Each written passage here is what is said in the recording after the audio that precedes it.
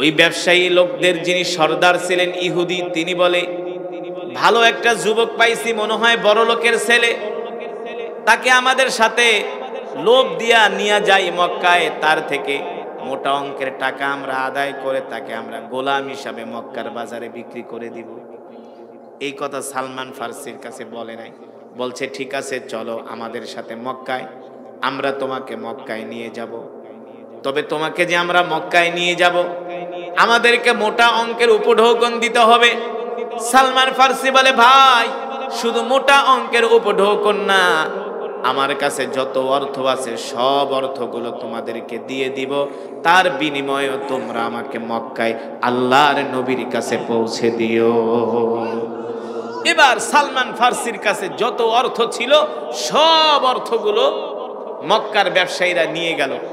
সালমান ফার্সি বলে, ভাই কিছু অর্থ আমার কাছে দাও, আমার তো লাগবে খাবার দাবারের জন্য। চিন্তা করবো না, তোমার সব কিছুর ব্যবস্থা আমরা করব। অথচ সালমান ফার্সির সব অর্থ নিয়ে গেল।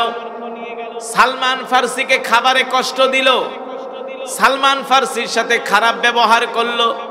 মক্কার ব্যবসায়ীরা রোম পারস্য থেকে আবার মক্কার উদ্দেশ্যে রওনা দিল। মক্কা থেকে সেই সিরিয়া থেকে সেই মক্কার ব্যবসায়ী কাফেলারা আবার মক্কার উদ্দেশ্যে রওনা দিল।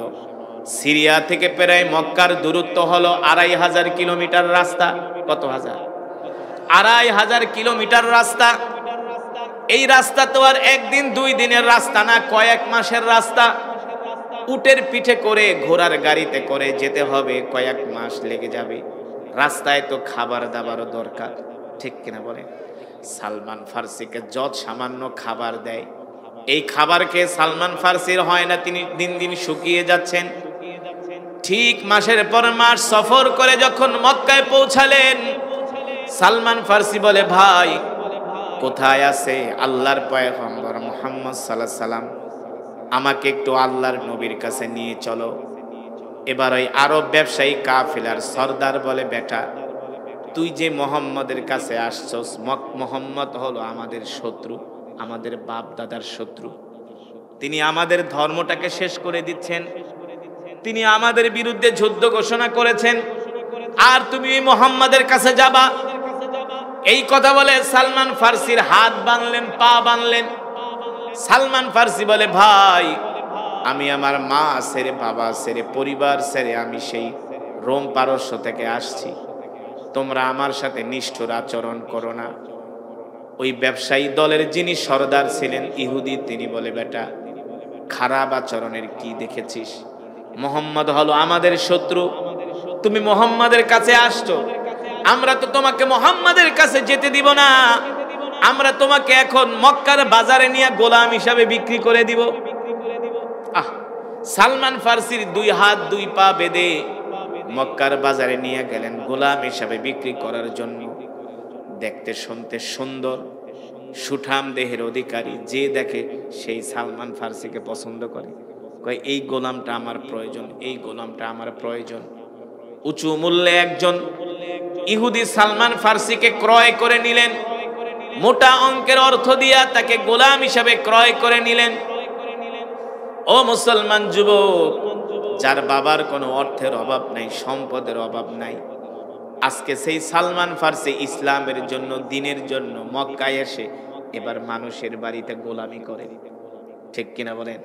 একমাত্র দিন ইসলামের জন্য, আল্লাহর কোরআনের জন্য, আল্লাহর দ্বীনের জন্য, আল্লাহর নবীকে পাওয়ার জন্য এবার সালমান ফার্সি রাদিয়াল্লাহু তাআলা আনহু দিনের বেলা মনিবের বাগানে কাজ করে, আর রাতের বেলা মক্কার গলিতে গলিতে ঘুরে ঘুরে আল্লাহর নবীকে খোঁজে।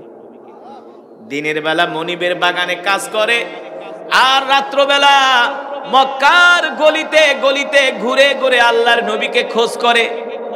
সালমান ফার্সি রাদিয়াল্লাহু তাআলা আনহু বলেন, একদিন আমি খেজুরের বাগানে কাজ করতেছি, হঠাৎ করে একজন যুবক দৌড়ায়া বাগানে আসছে। আয়েশা বলে, আরবরা আমাদের কপাল তো পইরা গেছে। কি হয়েছে, কি হয়েছে? বলে, ওই যে মুহাম্মদ ইবনে আব্দুল্লাহ আমাদের ধর্মটাকে শেষ করে দিচ্ছে। মুহাম্মদ ইবনে আব্দুল্লাহর জন্য মক্কার যুবকরা পাগল হয়ে গেছে। মুহাম্মদ ইবনে আব্দুল্লাহর হাতে হাত রেখে মক্কার যুবকেরা দলে দলে কালেমা পড়ে মুসলমান হয়ে যাচ্ছে। আরে খাত্তাবের ছেলে ওমরও বাকি রইল না, মুহাম্মদের হাতে হাত রেখে কালেমা পড়ে মুসলমান হয়ে গেছে। জোরে বলেন সুবহানাল্লাহ। কপাল থাবড়াইতেছে। সালমান ফার্সি বলে, আমি খেজুর গাছের মাথায় খেজুর পাড়তেছিলাম, আল্লাহর নবীর কথা শোনার পরে আমার শরীরের ভিতরে একটা কম্পন সৃষ্টি হয়ে গেছে। আমি এক লাফ দিয়া খেজুর গাছ থেকে জমিনে পড়ে গেলাম। আমি ওই যুবকের হাত পা জড়ায় ধইরা বলি, ভাই কোথায় আছে আল্লাহর নবী? আইনা মুহাম্মদ ইবনে আব্দুল্লাহ, তুমি একটু আমাকে আল্লাহর নবীর কাছে নিয়ে যাও, কোথায় আছে? এই কথা বলার পরে যুবক সালমান ফার্সির গালের ভিতরে একটা চর বসায় দিছে। এ বেটা তুই গোলাম, তোকে আমরা গোলাম হিসাবে কিনে এনেছি, তুই আমাদের কাজ করস বাগানে, তুই মুহাম্মদ ইবনে আব্দুল্লাহর দিয়া কি করবি? বলে, ভাই থাপ্পড় একটা না আরো কয়েকটা দাও, তারপরে বলো আল্লাহর পয়গম্বর আখিরে নবী কোথায় আছে, তার কাছে আমাকে নিয়ে যাও। ভাই আমি তো রোম পারস্য থেকে আসছি আল্লাহর নবীকে পাওয়ার জন্য, কিন্তু আরবের ব্যবসায়ী কাফেলার মালিক সরদার আমাকে বেঈমানি করে তোমার সাথে তোমাদের কাছে বিক্রি করে দিছে, একটু বলো না, একটা নজর আল্লাহর নবীকে দেখে আসবো। আল্লাহু আকবার। বাগানের যিনি মালিক ছিলেন তিনি বললেন, ঠিক আছে ঠিক আছে, গোলাম তো ভালো গোলাম, ভদ্র গোলাম, আমানতদারি গোলাম, বলছে একটু মুহাম্মদ কোথায় আছে বলো, বলে দাও। এবার বলে, শোন গোলাম, ওই যে বাইতুল্লাহর পাশে একটা পাহাড় আছে যার নাম হলো জাবালে আবু কুবাইস, ওই পাহাড়ের নিচে মুহাম্মদ তার সাথী সঙ্গীদেরকে নিয়ে কোরআনের আলোচনা করে, যাও যাও মুহাম্মদকে দেখা আসো। আল্লাহু আকবার। সালমান ফার্সি রাদিয়াল্লাহু তাআলা আনহু বলেন, আমি এই কথা শোনার পরে আর দেরি করলাম না, আমি কিছু খেজুর নিয়ে আল্লাহর নবীর দরবারে রওনা দিলাম। আমি আল্লাহর নবীর দরবারে যায়া এক পলক যখন আমি আল্লাহর নবীকে দেখলাম, দেখার পরে আমার কলিজা ঠান্ডা হয়ে গেল। যাকে পাওয়ার জন্য এত কষ্ট করে আমি রোম পারস্য থেকে আসছি। আল্লাহু আকবার। সালমান ফার্সি বলেন, আমি কিছু খেজুর আল্লাহর নবীকে দিলাম, বললাম এই খেজুরটা আপনার জন্য সদকা এনেছি। আল্লাহর নবী বলে, সদকা খাওয়া আমার জন্য হারাম, সদকা খাওয়া আমার জন্য জায়েজ নাই। আল্লাহর নবী সদকার খেজুর হাত দিয়া ধরলেন না, তিনি সাহাবীদের মাঝে বিলায়ে দিলেন। সালমান ফার্সি বলেন, 2 নম্বরে আমি আল্লাহর নবীর জন্য 3 দিন পরে আবার কিছু খেজুর নিয়ে গেলাম, যে বললাম, ওগো আল্লাহর নবী, এই খেজুরগুলো আপনার জন্য আমি হাদিয়া এনেছি। সুবহানাল্লাহ বলেন। আল্লাহর নবী বলেন, হাদিয়া আমার জন্য জায়েজ। আল্লাহর নবী নিজে সেই খেজুর থেকে খেজুর খেলেন, সাহাবীদের মাঝে বিলায়ে দিলেন। সুবহানাল্লাহ বলেন। সালমান ফার্সি বলে, তিনি যে আল্লাহর নবী, আমি 2টা আলামত তার মধ্যে পায়া গেছি, এখন আর একটা বাকি আছে। কয়টা? আল্লাহর নবীর ডান বাহুর মধ্যে আল্লাহ তাআলা একটা খতমে নবুয়তের সিল মাইরা দিছে। জোরে বলেন সুবহানাল্লাহ। সালমান ফার্সি বলে, আমি এই খতমে নবুয়ত, মোহরে খতমে নবুয়তের এই সিলটা আমি কিভাবে দেখব? আল্লাহর নবী তো জামা গায়ে দেওয়া। সালমান ফার্সি বলেন, আমি 3 দিন পর্যন্ত আল্লাহর নবীর পিছনে পিছনে যাই, ডানে যাই, বামে যাই, সামনে যাই, পিছনে যাই, মোহরে খতমে নবুয়ত ওই সিলটা আমি দেখতে পারি না, অঙ্কিত মোহরে খতমে নবুয়ত দেখতে তো আমি পারি না। আল্লাহর নবী তো জামা পরিধান করা। একদিন আল্লাহর নবী জানাজা পড়ে আসতেছেন, সাথে সাহাবীদের বিশাল কাফেলা, আমি আল্লাহর নবীর পিছনে পিছনে আসতেছি। আল্লাহর নবী আমাকে দেখে ডাক দিছে, তাআলা ইয়া শাবাব, এ যুবক, তুমি কি আমাকে প্রমাণ করতে চাও আমি সত্য নবী কিনা? আল্লাহর নবীকে সালমান ফার্সি বলে, আমি আপনাকে প্রমাণ করতে চাই, এটা আপনি কিভাবে জানেন? আল্লাহর নবী বলে, আমি যদি না জানি তাহলে নবী হলাম কিভাবে? জোরে বলেন সুবহানাল্লাহ। ওমা ইয়ানতিকু আনিল হাওয়া ইন হুয়া ইল্লা ওয়াহয়ু ইউহা। আল্লাহু আকবার।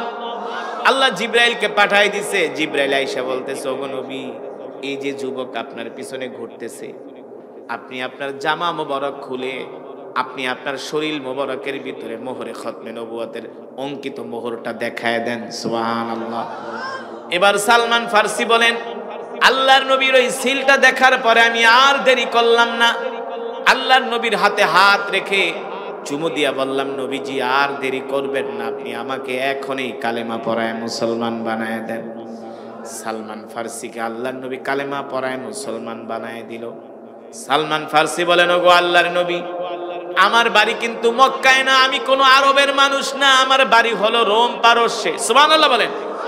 ওগো নবী, আমি খ্রিস্টানদের পাদ্রীর নিকট শুনেছি শেষ জামানায় একজন নবীর আবির্ভাব ঘটবে, যার নাম হবে মুহাম্মদ ইবনে আব্দুল্লাহ, যার জন্ম হবে খেজুর বৃক্ষের দেশে, যার জন্ম হবে পাহাড়ের দেশে, মরুভূমির দেশে। ওগো নবীজি, আমি আপনার কথা শুনে সেই রোম পারস্য থেকে আমি আমার মা বাবা আত্মীয় স্বজন পরিবার সব কিছু ছেড়ে আপনার মোহব্বতে আমি মক্কায় চলে এসেছি। আল্লাহু আকবার। আল্লাহ নবী বলে, বলো কি? বলে, হ্যাঁ, আমি আমার পরিবার ছেড়েছি আপনার জন্য, আমি আমার মা ছেড়েছি, বাবা ছেড়েছি, সংসার ছেড়েছি, সব ছেড়েছি আপনাকে পাওয়ার জন্য। আল্লাহ নবী সালমান ফার্সির এই কথা শুনে তিনি কান্না করে দিলেন। সাহাবীরা কাঁদতেছেন সালমান ফার্সির এই কষ্টের কথা শুনে। ওগো নবীজি, সিরিয়ার রাজধানী দামেস্ক থেকে একদল ব্যবসায়ী কাফেলার সাথে আমি মক্কায় আসছি, আমার থেকে উপঢৌকন নিয়েছে, মোটা অঙ্কের অর্থ নিয়েছে, তারা আমার সাথে বেঈমানি করে আমাকে মক্কার বাজারে গোলাম হিসাবে বিক্রি করে দিছে, অথচ আমি আসছিলাম আপনার কাছে থাকার জন্য। এই কথা বললে কার না মায়া লাগে? মায়া লাগে না? আল্লাহ নবী বলে, বলো কি? বলে, হ্যাঁ। তো তুমি যদি আমার কাছে থাকার জন্য আইসা থাকো, তাহলে যাও, যেই ইহুদি তোমাকে কিনে নিয়ে গিয়েছে ওই ইহুদিকে বলে দাও কিসের বিনিময়ে আমার কাছে তোমাকে সে আজাদ করবে, মুক্ত করবে। সালমান ফার্সি বলেন, ওগো আল্লাহর নবী, আপনাকে ছাড়া আমার ভালো লাগে না, আপনাকে ছাড়া আমার মন টিকে না, আপনি আমাকে আপনার কাছে নিয়ে আসেন। সালমান ফার্সিকে আল্লাহর নবী বলে, যাও, ইহুদি কত অর্থ চায় তত অর্থ আমি ইহুদিকে দিব, তার বিনিময়ে আমি তোমাকে তার থেকে মুক্ত করে নিয়ে আসব। জোরে বলেন সুবহানাল্লাহ। সালমান ফার্সি দৌড়াই ইহুদির বাড়িতে গেলেন, যা বললেন, ইহুদি, যত অর্থ চাও তত অর্থ দিবে আল্লাহর নবী, তারপরও তুমি আমাকে আল্লাহর নবীর কাছে আজাদ করে দাও।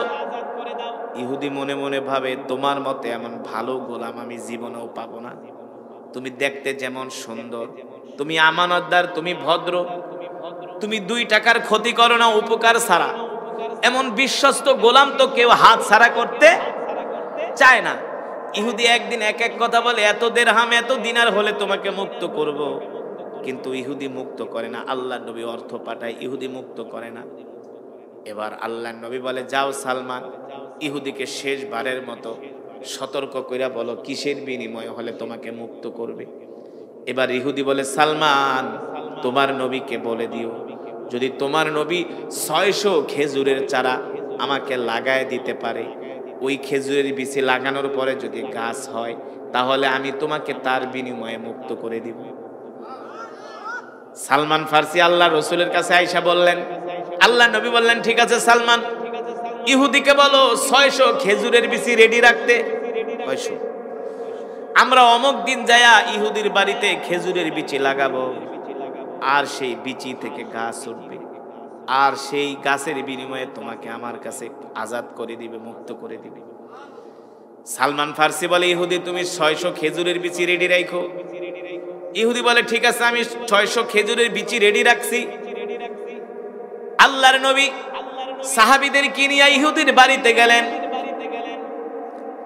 যে বললেন, সাহাবীরা, আমরা সালমানকে মুক্ত করার জন্য ইহুদির বাড়িতে আসছি, 600 খেজুরের বীজ লাগাবো, সেই বীজ থেকে গাছ উঠবে, সেই গাছের বিনিময়ে আমাদের ভাই সালমানকে আমাদের কাছে মুক্ত করে দিবে। আল্লাহু আকবার। সব সাহাবীরা খুশি। আজকে সালমান ফার্সি সাহাবীদের সাথে একবারের জন্য চলে যাবে, সবাই খুশি। কিন্তু দুষ্টু ইহুদি কি করলেন, ওই খেজুরের বীজগুলো আগুন দিয়া পোড়ায় ফেললেন। কখনো পোড়া বীচিতে গাছ হয়? পোড়া বীচিতে গাছ হয় না। আল্লাহর নবী সাহাবীদের জামাত নিয়ে ইহুদির বাড়িতে গেলেন। যাওয়ার পরে বললেন, সালমান, যাও যাও, খেজুরের বীচিগুলো নিয়ে আসো। খেজুরের বীচিগুলো নিয়ে আসা হলো। ইহুদি বলে, সালমান, খেজুরের বীচি দিয়া কি করবা?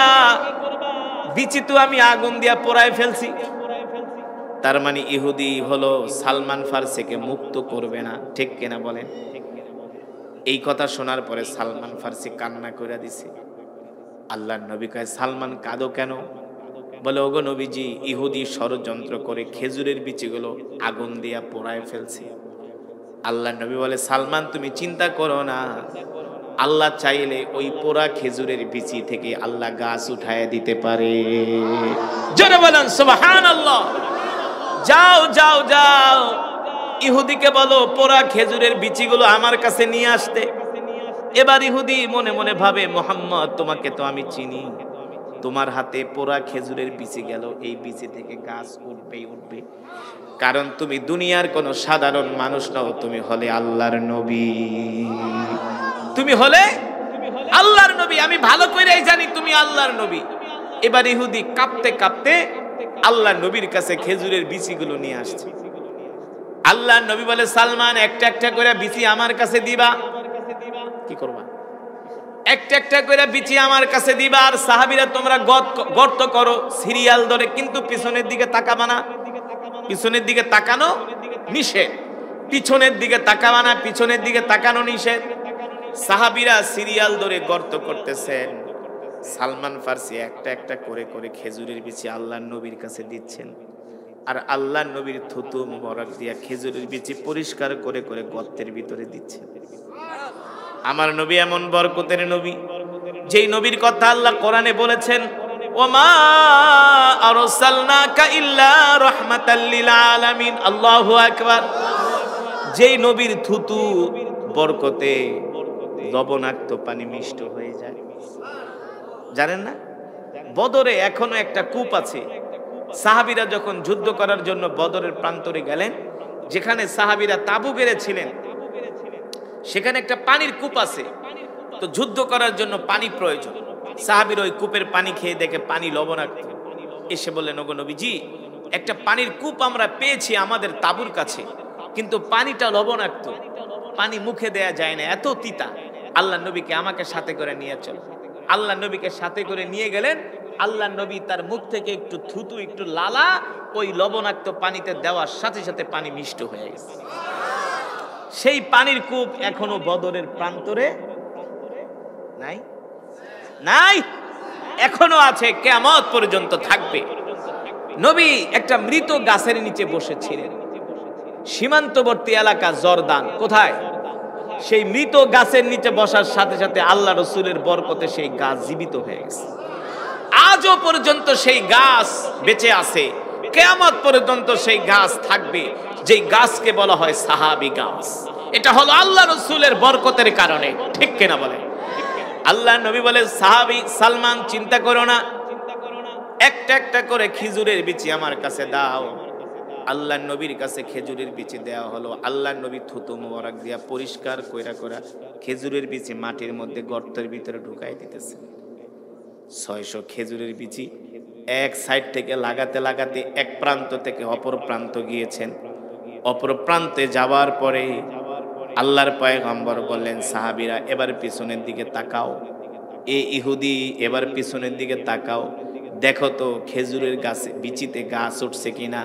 ইহুদি তাকায় দেখেন 600 খেজুরের বিচিতে সাথে সাথে গাছ উঠে গিয়েছে। ওই খেজুরের বিচি থেকে চারা গজিয়েছে, খেজুরের বিচি থেকে চারা গজিয়েছে। কোন কোন বর্ণনায় আসছে 40 দিন পরে সেই খেজুরের বিচি থেকে খেজুর দিয়েছে, যেই খেজুরের নাম হলো আজওয়া খেজুর। কোন খেজুর? আজওয়া খেজুরটা কিন্তু ছাই কালার, পোড়া কালার। জানেন কারণ কি জানেন? ওই যে পোড়া বিচি, পোড়া বিচি থেকে আল্লাহ বলে, এই কিয়ামত পর্যন্ত এই পোড়া বিচি থেকে যে খেজুর হবে, এই খেজুরগুলো ওই পোড়া বিচির কালার হবে। সুবহানাল্লাহ বলেন, আরো জোরে বলেন সুবহানাল্লাহ। এবার সালমান ফার্সিকে আল্লাহ নবী ইহুদির কাছ থেকে মুক্ত করে নিয়ে গেলেন। এখন কি আর রাখার আর বাপের ক্ষমতা আছে? কারণ কত দুষ্টামি করছে, শেষ পর্যন্ত খেজুরের বিচি পর্যন্ত পড়ছে, তারপরেও রাখতে আল্লাহ নবীকে সালমান ফার্সি আল্লাহ রসুলের সাথে চলে গেলেন। সালমান ফার্সি বলে, ইহুদি ভালো থাকিস, গেলাম, বহুত জ্বালাইছস। সাহাবীরা বলে, সালমান চলো ভাই আমাদের সাথে। এবার সালমান ফার্সি আল্লাহ নবীর সাথে চলে গেলেন। সালমান ফার্সি যায় ঘুমায় আছে। আল্লাহ তাআলা কোরআনুল কারীমের আয়াত নাজিল করছে, ইন্নাকা লা তাহদি মান আহবাবতা ওয়ালাকিন্নাল্লাহা ইয়াহদি মান ইয়াশা ওয়া হুয়া আ'লামু বিল মুহতাদিন। সালমান ফার্সি ফজরের নামাজ পড়ার জন্য মসজিদে নববীতে গেছে আল্লাহ রাসূলের কাছে। আল্লাহ রাসূলের কাছে যাওয়ার পরে সালমান ফার্সি বলেন, এটা হলো হিজরতের পরের ঘটনা। সালমান ফার্সি ফজরের নামাজ পড়তে মসজিদে নববীতে গেছেন, আল্লাহ কোরআনের আয়াত নাজিল করছে। এই আয়াত যায় আল্লাহ রাসূলের সামনে সালমান ফার্সি তেলাওয়াত করে আর বলে, ওগো নবীজি, আজকে রাত্রে না একটা কোরআনের আয়াত নাজিল হয়েছে। বলে, কোন আয়াত? আপনি না আমাদেরকে শিখায় দিবেন, ইন্নাকা লা তাহদি মান আহবাবতা ওয়ালাকিন্নাল্লাহা ইয়াহদি মান ইয়াশা ওয়া হুয়া আ'লামু বিল মুহতাদিন। আজকে রাত্রে আমি ফজরের সময় ঘুম থেকে ওঠার পরে আমি মনে মনে চিন্তা করলাম, আল্লাহ আপনার হাতে হেদায়েতের দায়িত্ব দেয় নাই। হেদায়েতের দায়িত্ব না দেওয়ার কারণে আমি সালমান সবচেয়ে বেশি খুশি হয়েছি। আপনার হাতে হেদায়েতের দায়িত্ব দেয়নি, আমি চিন্তা করলাম। কথাটা কেমন হয়ে গেছে না? নবী, আপনার হাতে আল্লাহ হেদায়েতের দায়িত্ব দেয় না, এই কারণে আমি বেশি খুশি হয়েছি, আজকে চিন্তা করলাম। আল্লাহ নবী কয়, কেন সালমান তুমি খুশি হয়েছে? কাহা, আপনার হাতে আল্লাহ হেদায়েতের দায়িত্ব দেয় নাই, এই কারণে আমি সবচেয়ে বেশি খুশি হয়েছি। আল্লাহ নবী কয়, কেন?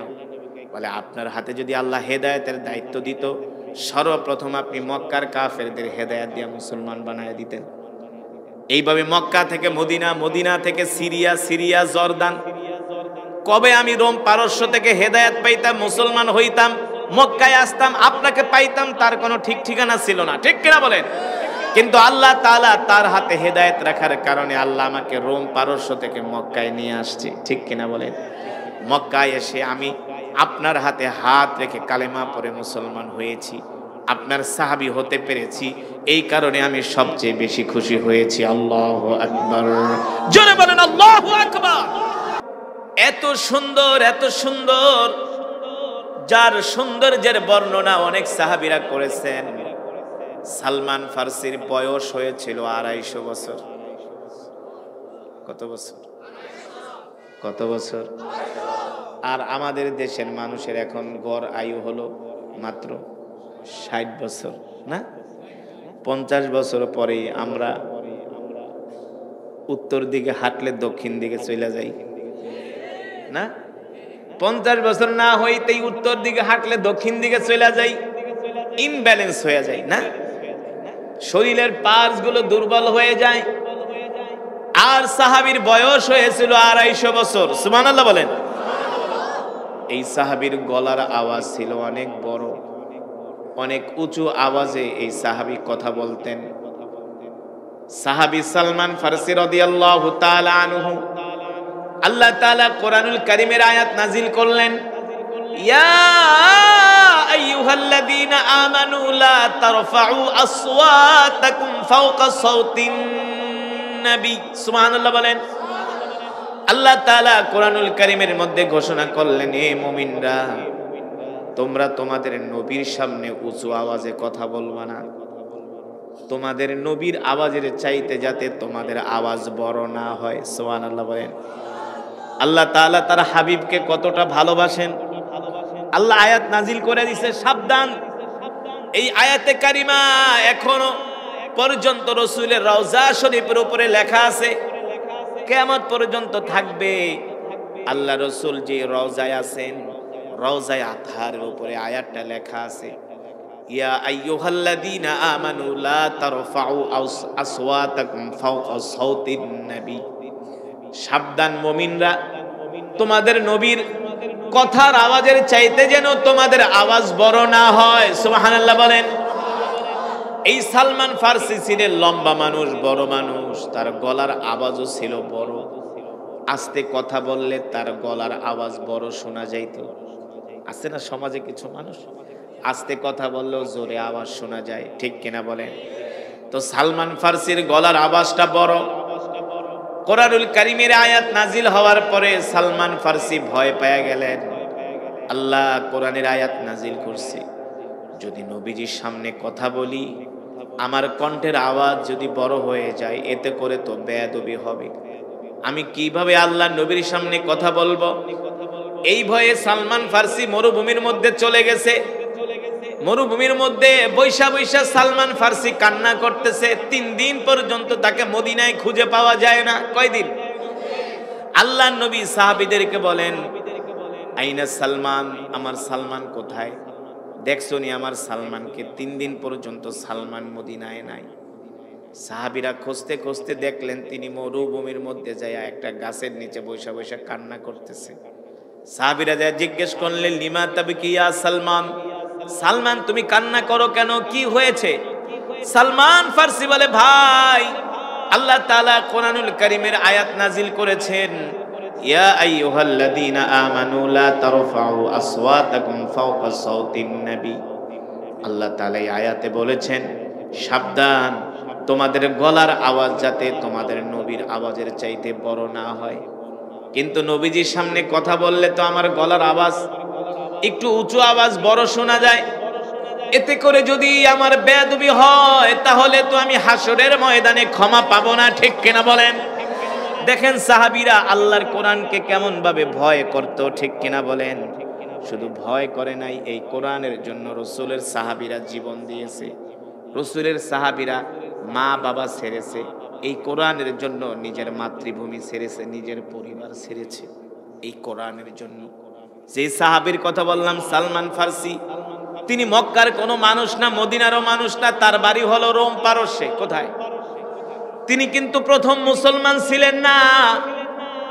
যার কথা বললাম তিনি কিন্তু প্রথম মুসলমান ছিলেন না। সালমান ফার্সি তিনি 3টা ধর্ম পালন করেছেন। 1 নম্বরে তিনি খ্রিস্টান ধর্ম পালন করেছেন 50 বছর। কয় বছর? 2 নম্বরে তিনি ইহুদি ধর্ম পালন করেছেন 50 বছর। কত হলো?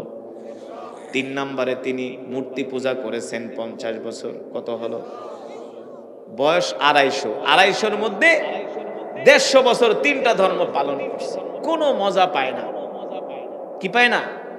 কোনো মজা পায় না। দেখে সব ধর্মের ভিতরে ভেজাল। সালমান ফার্সি ছিলেন বড় লোকের ছেলে, তার বাবা ছিল বিলিনিয়ার, তার বাবা ছিল রোম পারস্যের নাম করা ব্যবসায়ী। সালমান ফার্সি তার বাবার সন্তান। সম্পদের অভাব নাই, বিলাসিতার অভাব নাই, আরামায়েশের অভাব নাই, কোনো দিকে সালমান ফার্সির অভাব নাই। কিন্তু সালমান ফার্সি শান্তি পায় না। 3টা ধর্ম পালন করেছে, কোনো ধর্মের মধ্যে তিনি মজা পায় না, আত্মতৃপ্তি পায় না। সালমান ফার্সি বলেন, একদিন আমি ঘর থেকে বের হলাম, দেখি কিছু খ্রিস্টানরা গির্জার মধ্যে বসে তারা তাদের ধর্মীয় কিতাব পড়তেছে, ইনজিল শরীফ। খ্রিস্টানদের ধর্মীয় কিতাবের নাম হলো ইনজিল। নাম কি? ইনজিল শরীফ। সালমান ফার্সি বলেন, আমি কিছুক্ষণ ইনজিলের তেলাওয়াত শুনে আমার কাছে ভালোই লাগলো। আমার কাছে ভালোই লাগলো। যিনি খ্রিস্টানদের ধর্মগুরু ছিলেন পাদ্রী। খ্রিস্টানদের ধর্মগুরুদের বলা হয় কি? পাদ্রী। পাদ্রীর জবান থেকে আমি ইনজিলের তেলাওয়াত শুনলাম, ভালোই লাগলো।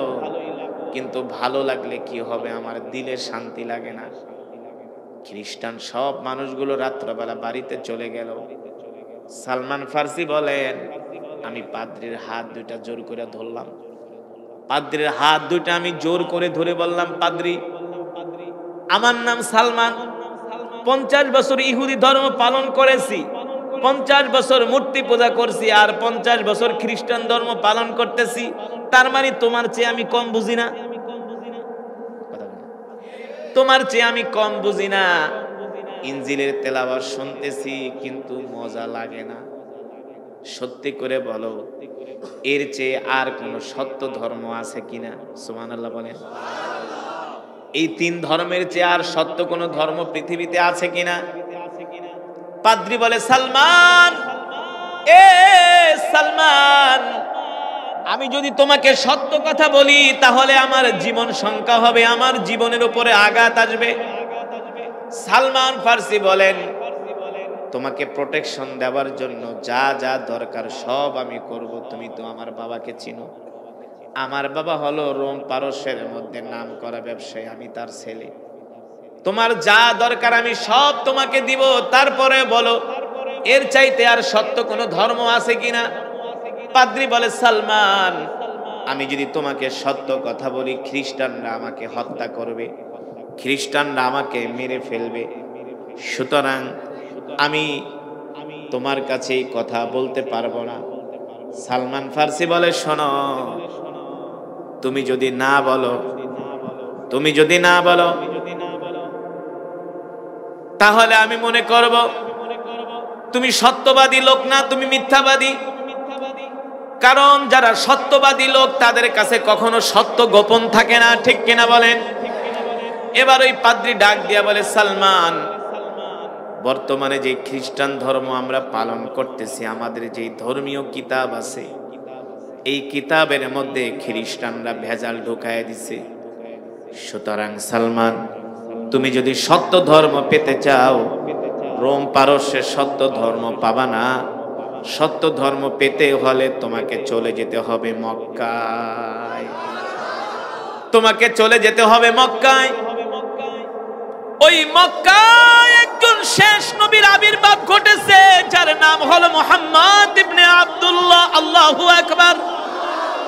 তিনি একটা ধর্ম নিয়ে পৃথিবীতে আগমন করছেন, যেই ধর্মের নাম হলো ইসলাম।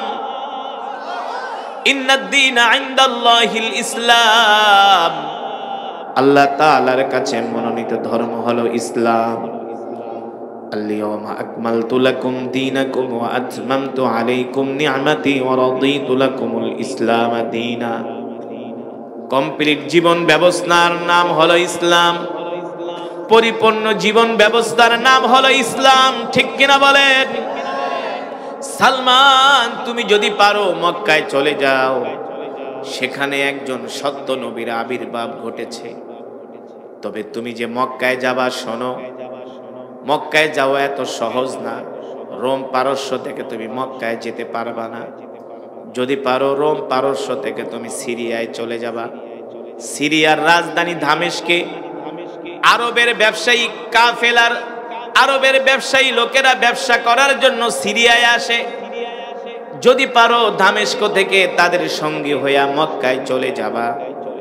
আর মক্কায় যায়া যদি শেষ নবী মুহাম্মদ ইবনে আব্দুল্লাহকে পাও, দেরি করবা না, তার হাতে হাত রেখে কালেমা পড়ে মুসলমান হয়ে যাবা।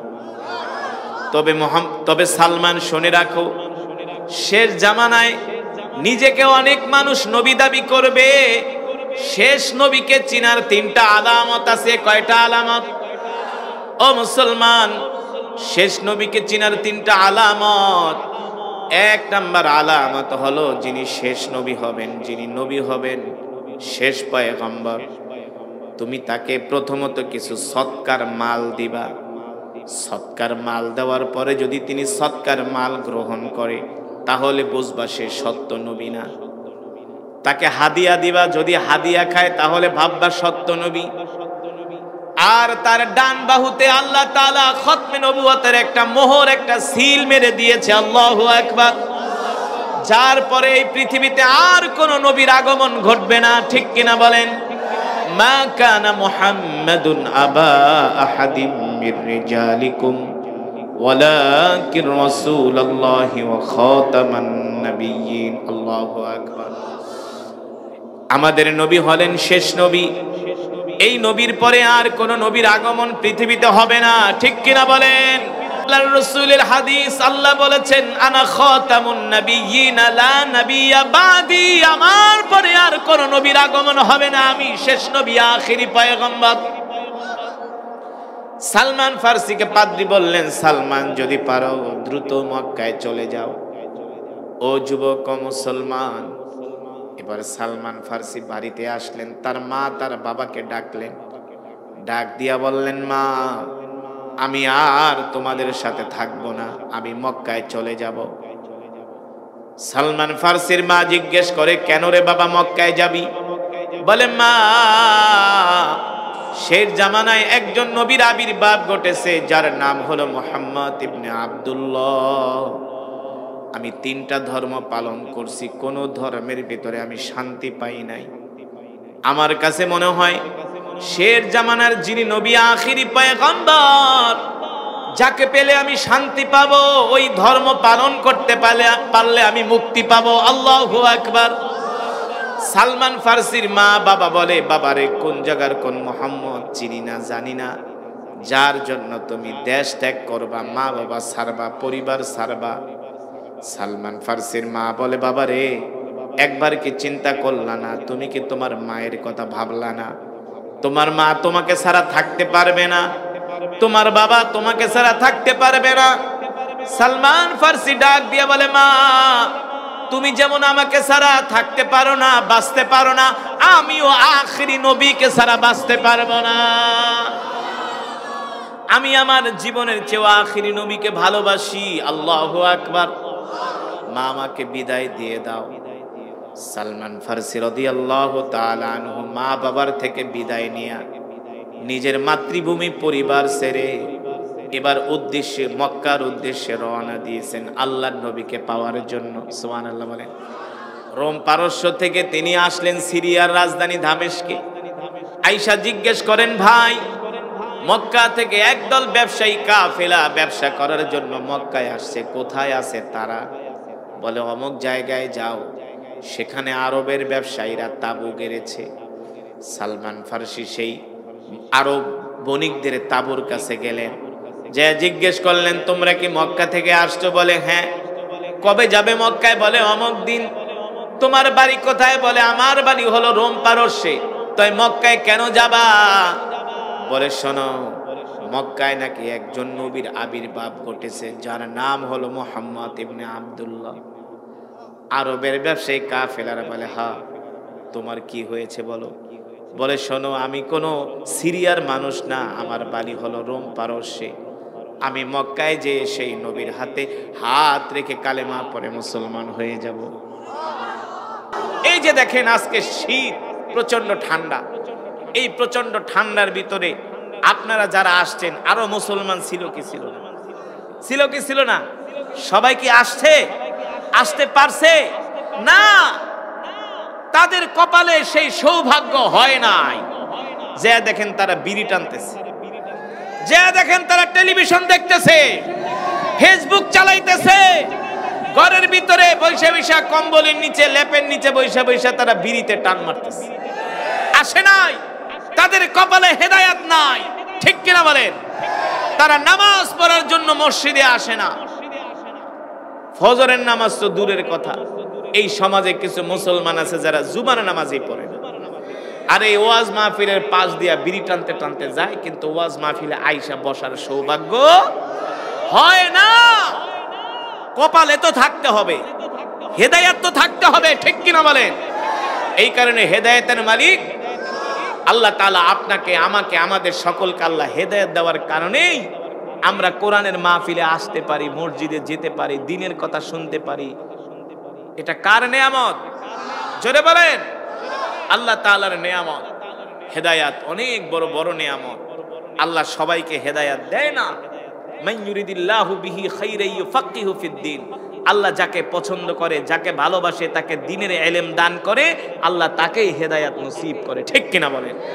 এই কারণে মুসলমান, আজকের মাহফিলে যেহেতু শীতের ভিতরে কষ্ট করে আসছেন, আজকের মাহফিল থেকে প্রতিজ্ঞা করেন, ওয়াদা করেন, জীবনে যতদিন বাঁচবেন আর কোনোদিন নামাজ ছেড়ে দিবেন না। রাজি আছেন? ইনশাআল্লাহ। আমরা সবাই হাত তুলে আল্লাহর কাছে ওয়াদা করব যে, আল্লাহ এই শীতের ভিতরে যেহেতু মাহফিলে নিয়ে আসছেন, জীবনে যতদিন বাঁচায় রাখবেন, কোনোদিন যাতে আমাদের থেকে ফরজ নামাজ জামাতের সাথে তাকবীরুল্লাহর সাথে না ছোটে। আমরা কে কে রাজি আছে? হাত উঠে আল্লাহকে দেখাই। লিল্লাহে তাকবীর, লিল্লাহে তাকবীর। বলেন আল্লাহ। আর জোরে বলুন আল্লাহ। ওয়াদা করলাম আর কোনোদিন নামাজ ছেড়ে দিব না, নামাজ ছেড়ে দিব না, নামাজ ছেড়ে দিব না। আল্লাহ কবুল করে নেন। হাত নামা। নামাজ পড়বেন তো ইনশাআল্লাহ? কয় ওয়াক্ত? এক ওয়াক্ত। আপনাদের এলাকায় জুমার নামাজে কেমন মুসল্লি হয়? কেমন? প্রচুর না? মসজিদেও জায়গা হয় না নাকি? ছাদেও জায়গা হয় না, অজুখানেও জায়গা হয় না নাকি? তাহলে ফজরের সময় অবস্থা কি?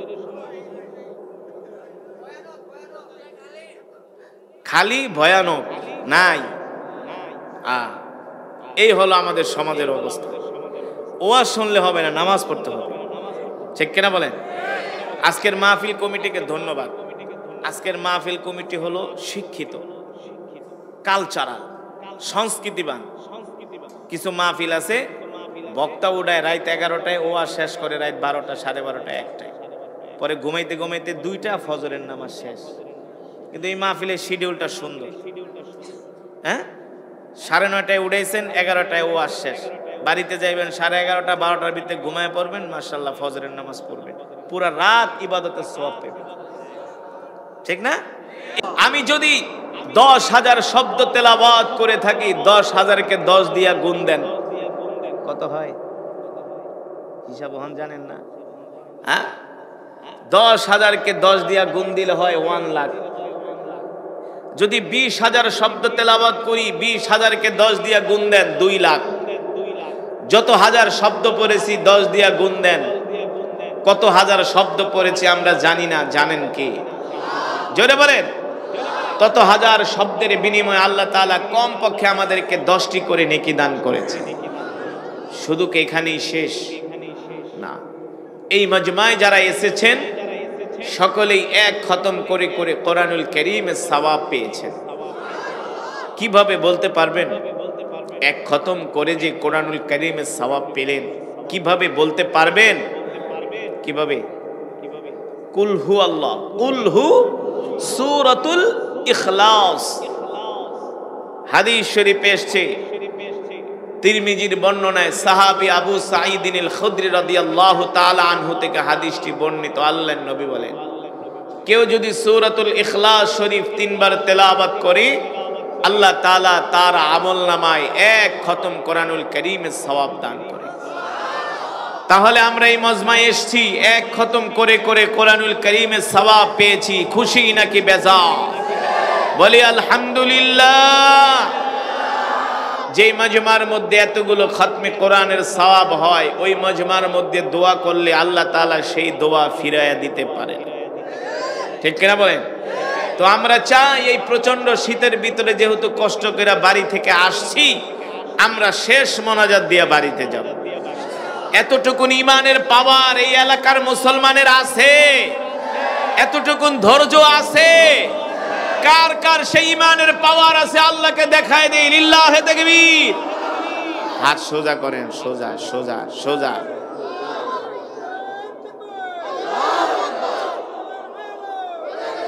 বলেন আল্লাহ, আরো জোরে বলুন আল্লাহ। আমাদের গুনাহগুলো মাফ করে দেন আল্লাহ, শেষ মোনাজাত দিয়া যাওয়ার তৌফিক দেন। বলি আমিন। হাত নামান। রাগ করছেন? আরে ওরা যদি 31st নাইট পালন করতে পারে রাত 3টা পর্যন্ত জেগে জেগে, আমরা কেন কোরআনের মজমায় বসতে পারবো না? ঠিক কিনা? ওরা যদি রাত ভরে ফেসবুকে অশ্লীল গান দেখতে পারে, মেসি রোনাল্ডোর ফুটবল খেলা দেখতে পারে, আমরা কেন কোরআনের মজমায় থাকতে পারবো না? ওরা যদি শয়তানকে খুশি করার জন্য হারাম কাজ করতে পারে, আমরা কেন দিনের কাজ করতে পারবো না? ঠিক কিনা বলে? ঠিক না? আমার কথা কি যৌক্তিক নাকি অযৌক্তিক? হ্যাঁ, যুক্তি। এই মজমায় যতক্ষণ বসে থাকবেন, এই মজমাকে রাসূলের হাদিস মাজালিসুল ইলমি রাওদাতুম মিন রিয়াদিল জান্নাহ। আল্লাহর নবী বলেন, দুনিয়ার জমিনে যে জমিনের মধ্যে কোরআনের আলোচনা হয়, কোরআনের তেলাওয়াত হয়, ওই মজমা দুনিয়ার কোনো সাধারণ মজমা থাকে না, আল্লাহর জান্নাতের টুকরায় পরিণত হয়ে যায়। জোরে বলেন সুবহানাল্লাহ। মুসলমান, এই আসমান কার? জমিন কার? আমরা কার গোলাম? জোরে বলেন, কার গোলাম? আমরা এক আল্লাহর গোলাম। আল্লাহ তাআলা ছাড়া আমরা কাউকে ভয় করি না। আল্লাহ তাআলা ছাড়া আমরা কারো সামনে মাথা নত করি না। আমরা এক আল্লাহর সামনে মাথা নত করি, ঠিক কিনা বলেন? যেই কোরআন আমি আপনাদের সামনে তেলাওয়াত করলাম, ও মুসলমান, এই কোরআনের জন্য আল্লাহর নবী উহুদের ময়দানে দান মোবারক শহীদ করেছেন। এই কোরআনের জন্য আল্লাহর নবী তায়েফের ময়দানে রক্ত দিয়েছেন। কথা বলে না? এই কোরআনের জন্য রাসূলের সাহাবীরা জীবন দিয়েছে। ঠিক কিনা বলেন?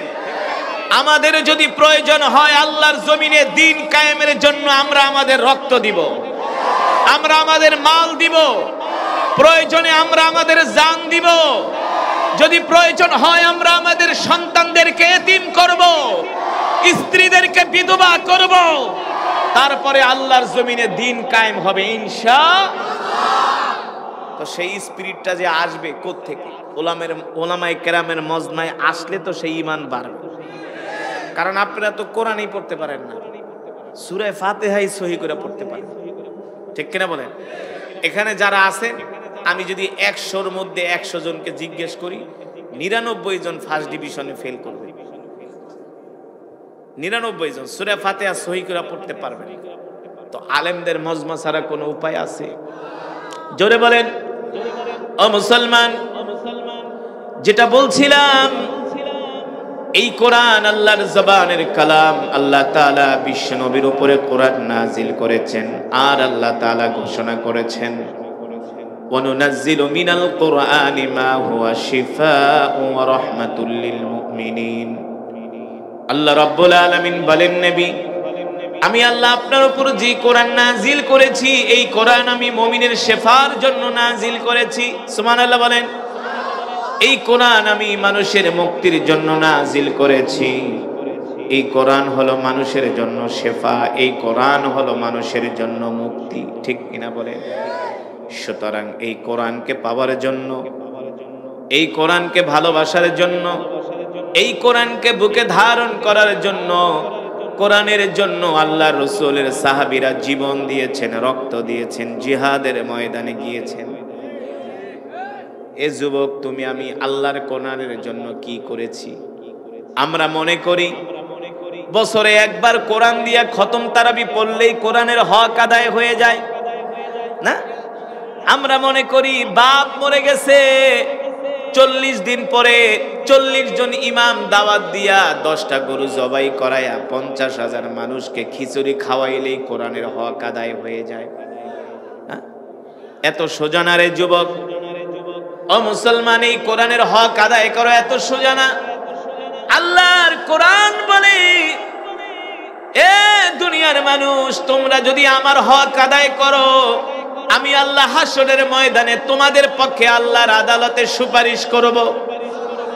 আল কোরআন হুজ্জাতুল লাকা ওয়া আলাইক। আল্লাহর কোরআন বলে, যদি তোমরা দুনিয়াতে আমাকে ভালোবাসো, আমি কোরআন তোমাদেরকে পথ দেখায় দেখায় জান্নাত পর্যন্ত পৌঁছে দিব।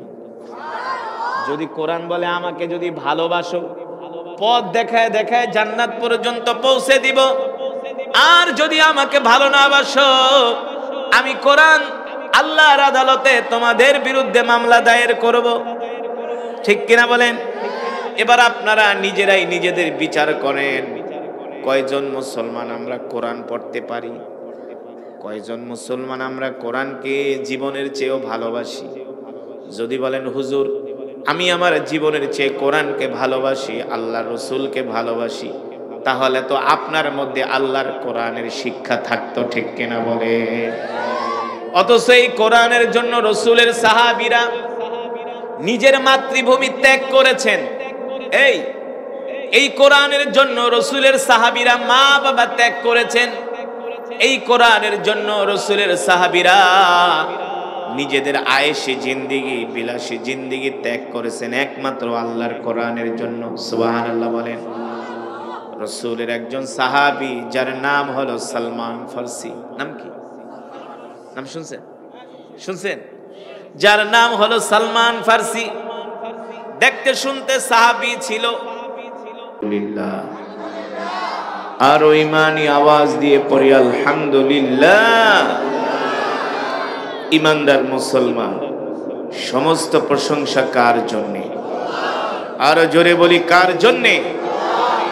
যত জোরে জোরে তাকবীর দিবেন তত শীত কমে যাবে, ঠিক কিনা বলেন? আর ইমানদার মুসলমান কোরআন শুনলে তো এমনি শরীর গরম হয়ে যায়। কোরআন হলো গরম। কোরআন কি গরম না? এই কারণে দেখবেন আলেমদের সব সময় রাগ বেশি। কি বেশি? আলেমদের কি বেশি? রাগ বেশি, কারণ তাদের ভিতরে কোরআন আছে, আর কোরআন হলো গরম। লাউ আনজালনা হাযাল কুরআন আলা জাবালিন লারাআইতাহু খাশিআম মুতাসাদ্দিআম মিন খাশিয়াতিল্লাহ। আল্লাহ এই কোরআন পাহাড়ের উপর অবতীর্ণ করতে চেয়েছেন, ঠিক কিনা বলেন? পাহাড় ভয়ে থরথর করে কাঁপতেছিল। এই কোরআন আল্লাহ জমিনের উপরে নাজিল করতে চেয়েছিলেন, জমিন ভয়ে থরথর করে কাঁপতেছিল। সেই কোরআন আল্লাহ নাজিল করেছে মানুষের উপরে, ঠিক কিনা বলেন? আল্লাহর পয়গম্বরের উপরে আল্লাহ তাআলা কোরআন নাজিল করেছেন, ঠিক কিনা বলেন?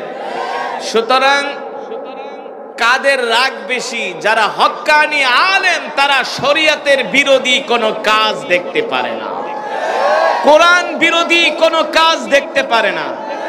দেখলেই তাদের মাথা গরম হয়ে যায়। সারাদিন আপনি আলেমদেরকে গালি দেন, আপনাকে কিছুই বলবে না। যখন কোরআনের বিরুদ্ধে একটা কথা বলবেন, তখন নরম আলেমও গরম হয়ে যায়। এটা হলো কোরআনের পাওয়া, ঠিক কিনা বলেন? সেই কোরআনের তেলাওয়াত আপনারা এতক্ষণ শুনছেন তো?